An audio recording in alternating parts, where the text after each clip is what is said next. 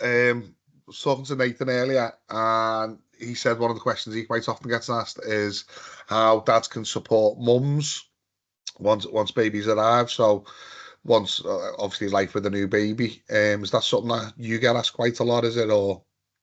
Yeah, and a lot of it is very circumstantial as well. I mean, if you're thinking about sort of the immediate aftermath of the birth, if it's been a C-section, for example, then the recovery is very, very different than a traditional vaginal birth.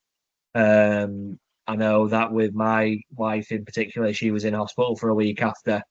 But yeah, it's one of them where I've been supporting dads who have been expecting, and then when babies arrived and mum's got home, they're sort of taken aback a little bit about the level of care that mum needs. Um, and obviously, mum's got all her hormones going, a million miles a minute, and she wants to get up and do stuff and help the baby, but she's got to know her limitations, and it's quite easy to overexert yourself. Do you know what I mean? So it's something I do get asked about a lot, and um, obviously supporting mum, there's a lot of things you can do. What about yourself? Yeah, we do. Again, as you say, there's different circumstances. I think a big part for me is again, like obviously because of the nature of what we do, is just talking a little bit about the mental health that surrounds it. So obviously for the first 7 days, mum's mental health, I'm explaining to dads for the first 7 days, mum's mental health will dip. She's going through a hormone change again. So by day 6, day 7, mum will quite often be a little bit teary, a little bit emotional. Um, and obviously upset. And then after day 7, mum's mood should start improving again. So by around day 14, mum should be, I wouldn't say back to her best because obviously you're adding into that the physical trauma, the physical trauma, so to speak, of either giving a birth or having a C-section, plus the fact that you've now got this baby there that is making sleeping a little bit more difficult than it was before baby came along. But Yeah, obviously, again, um, by day 14, mum should be all right. If mum's not okay, obviously not okay by day 14, then it might be a case of looking at putting a bit of support in place for mum. Generally, with mum, the first line of support is dad. Um, yeah, Following that, obviously it'd normally be friends and family, and then obviously you've got your professionals. So the first 14 days, you've got your midwives there. From about day 10, you've got your health visitors coming along. The health visitors should do a Edinburgh scale assessment on mum, just make sure where she's at. But obviously, mums feel the pressure when they first become mums. And quite often won't admit to how low they're feeling. They quite often mask it. So the person who will pick up on it more than anybody will be partner. And again, to be fair, it's the same for dads. So as you know, and it's something we talk about quite a lot, when baby comes along, dad's testosterone levels drop by 30%. So dad's going through a hormone change himself. Generally, dad's mood should be back, and again, I use the term back to the best loosely because, as I say, I've got that sleep deprivation in there. But by day 10, dad should be about back to his best. If he's not, then it's a case of looking about putting a bit of support in for himself. Because if he doesn't look after himself, then obviously he won't be doing the best job he can in supporting his wife or his partner, sorry, and his child. And um, so, yeah, it's so one of them. What you were mentioning around mums as well is it's really important to use the resources and services that are around you. Um, I know that obviously people traditionally just see health visitors as something for mum and baby, when in reality it's for the whole family.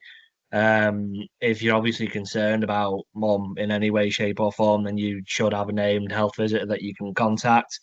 Um, and we would always urge dads to make that contact if they felt it was necessary, because at the end of the day, they're the professionals who know, they've seen this a million times over, and they know what support is out there and what's kind of best for mum. So there's always this sort of trepidation around dads, dealing with and talking to health visitors, but it's not necessarily, founded in sense. It's something that you should be encouraged to do, really.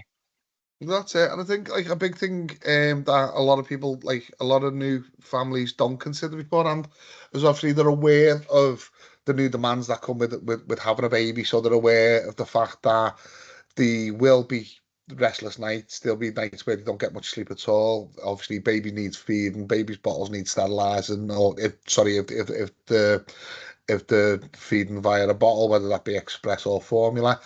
And obviously we're aware of the demands of a child. What we don't often consider is the fact that meal times quite often change because mum may be eating differently because she's breastfeeding, or baby as baby gets a little bit older and they start weaning, they're not going to sit at 6 months old and eat steak and chips. So obviously you've got that factor. Plus, I think a big thing for me was the increase in washing clothes. Yeah, So yeah, obviously, not only have you got the addition of babies' clothes, obviously because babies can throw up a little bit, they can the when they poo, it doesn't necessarily stay in the nappy.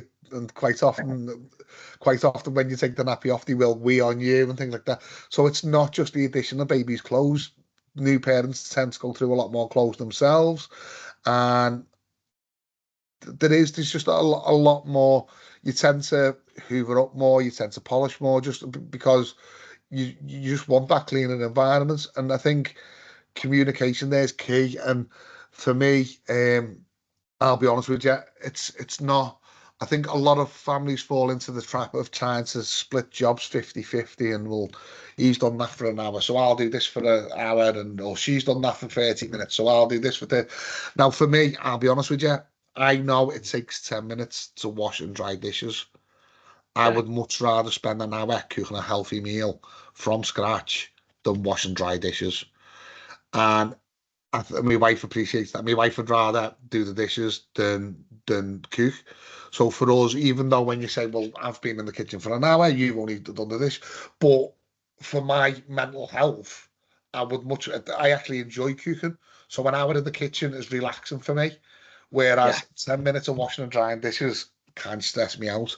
And I yeah, think it's important to remember and to communicate really, because it's not just about the time it takes to do a job. If something stresses you out doing it and your partner's happy doing it, then it's about talking about which jobs you want to do and which jobs you don't want. Obviously, there yeah, will be some jobs that neither of you like doing, and it's a case of sharing that load. But there will be some where dad's quite happy to do it and mum would rather not, and vice versa. And the more you communicate, the more you can identify these things. And rather than spending 20 minutes stressing yourself out, and I know it sounds daft, stressing yourself out over drying dishes, because it seems like something not in the grand scheme of things. But if that's how you feel, that's how you feel. Do you know what I mean? yeah, yeah. And it's always the little things that I find, especially when I'm struggling, it's the little things that are more likely to tip me over the edge. Like if something massive happens, then I can sort of absorb the punch. But if I'm trying to open a bin bag and put it over the bin and it rips, and I'm trying to get a new one off the roll and it won't come off, it's that sort of thing that really sets me off. And it's the little things which can really sort of struggle. You can really struggle with. But it's like you were saying, it's the nature of the job. I'm exactly the same. Like my lad's he's 3 on Saturday, and I still do the cooking as a rule because it's just the routine that we've got into. It was something that I took on as a job when he was little, spending more time doing the cooking while my partner was, looking after baby. And it's just kind of stuck through. It's just part of the new routine. Um, and it even sort of goes over a little bit into the feeding side of things. I know that you were mentioning bottles and stuff. Dads feel like they can't really get involved with feeding, but actually there's probably a lot that they can do, and that involves sort of cleaning breast pumps, cleaning bottles, sterilizing, and things like that. So even doing stuff like that, you are supporting your partner. And a lot of feedback I get from dads is around, oh well, I do a load around the house, but she doesn't notice it. Well, she does notice it, but she's probably just got a lot on her plate at the minute. But at the same time, if you weren't doing these things, she would definitely notice that you weren't doing them. So even if it feels like a bit of a thankless task doing all this washing and cleaning and polishing and whatnot, it's something that you both would realise if it wasn't getting done. So it's definitely worth trying to keep it up as best you can.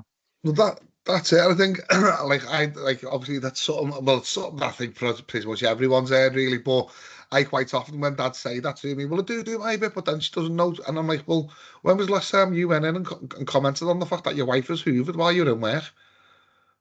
I'm Yeah, like, what? And I'm like, well, your wife does that it's the job. same thing. Like, do you know what I mean? You've been at work, your wife's hoovered up. You don't come in and go, oh, wow, baby, you've done a great job at hoovering up there. And I think, obviously, because we do get away with murder sometimes. I think when we do actually pull our finger out and do a bit, we like to be acknowledged for it because it's the inner child in all of us, really.